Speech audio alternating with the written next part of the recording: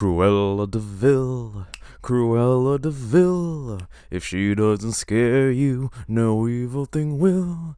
To know her is really quite the thrill. Cruella, Cruella de Vil. Hello, movie people. Welcome to the episode of the CineGuy. I'm your host, Stephen Ngul. Let's talk film. Yes, Cruella de Vil. Everyone's favorite dog-napping, potential animal-killing Disney villain. Yes, the insane woman who wants to skin puppies alive just to make a cut out of them is getting a new origin story from Disney. Why? Why not? Cruella takes the Maleficent approach of the Disney villain as we watch her go from orphan to fashion designer to iconic baddie. But what did we forget? Oh yeah, the potential dog killing. Don't worry, it's not there. The approach they went with gives Cruella a more sympathetic outlook on her character, as we see her become an orphan, all because her poor mother gets killed by evil, monstrous Dalmatians. Wow, no wonder she hates them so much. I mean, in the trailer, they're growling at her, but that's like a nod to the original content. But no, in the movie, they are monsters. They're like always growling and snarling, and oh my gosh, these things came straight from hell itself. But before she became Cruella, she was Estella, a young fashion designing protege who attracts the attention of fashion icon Baroness von Hellman, played by Emma Thompson. Now it becomes the whole rich people suck theme because the Baroness is selfish, cruel, treats all her workers and everybody else like below her.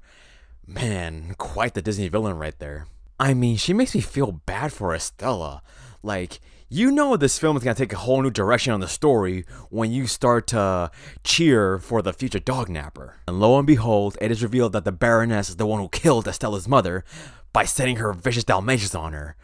So what can Estella do? I mean, she could kill the Baroness, but then again, it's a Disney movie. So what does she do instead? She upstages her. As it turns out, Cruella is actually a split personality of Estella.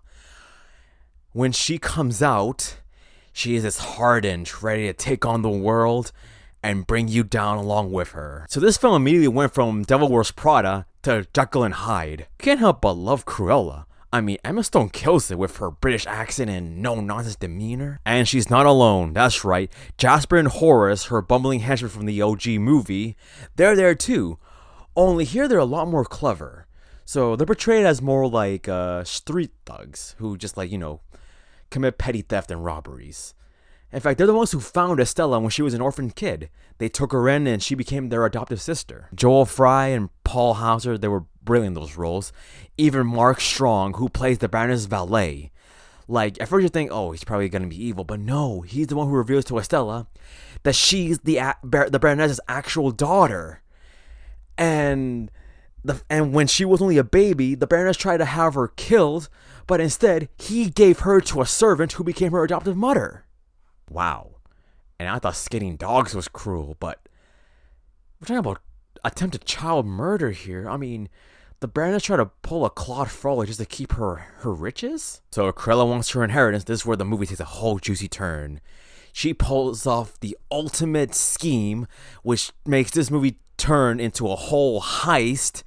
And wow, like, she infiltrates the Baroness' big grand party by making all of her guests dress up like Cruella. And she just easily sneaks in.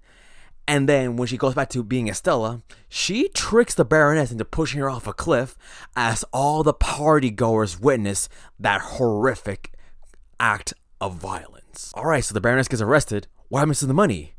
As it turns out, before faking her death, Estella wrote in Cruella as a worthy successor to her inheritance, so she can now enjoy her true place as her split personality. And thus, that brings up the whole revelation of the iconic Disney villain. Man, this was such a crazy ride for a villain origin story. And then she wasn't really that much of a villain. She was more anti-hero, kind of like the Maleficent movies. I mean, she just wanted revenge, but did not want to hurt anybody close to her. Now, we are meant to believe that she ended up killing like the Baroness Dalmatians by turning him into a coat, because she was wearing that spotted coat during her public fashion show.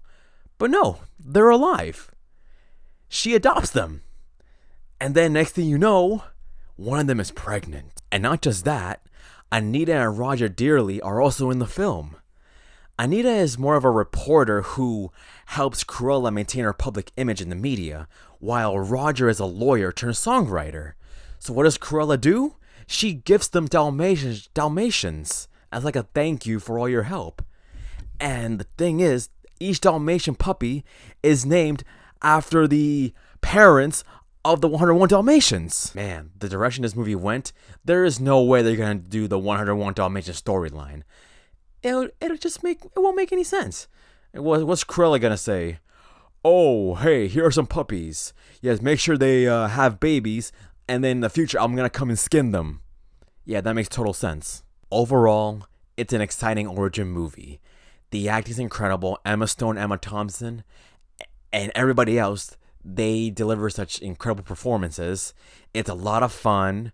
The soundtrack is amazing, and the costume design deserves an Oscar for sure. My final rating is going to be 8.5 killer Dalmatians out of 10 Chihuahuas named Wink. Alright guys, hope you enjoyed this review. Leave a like if you did, subscribe and join the crew. And I'll see you next time for another awesome review.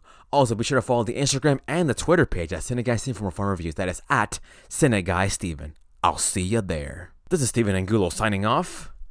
Get those puppies!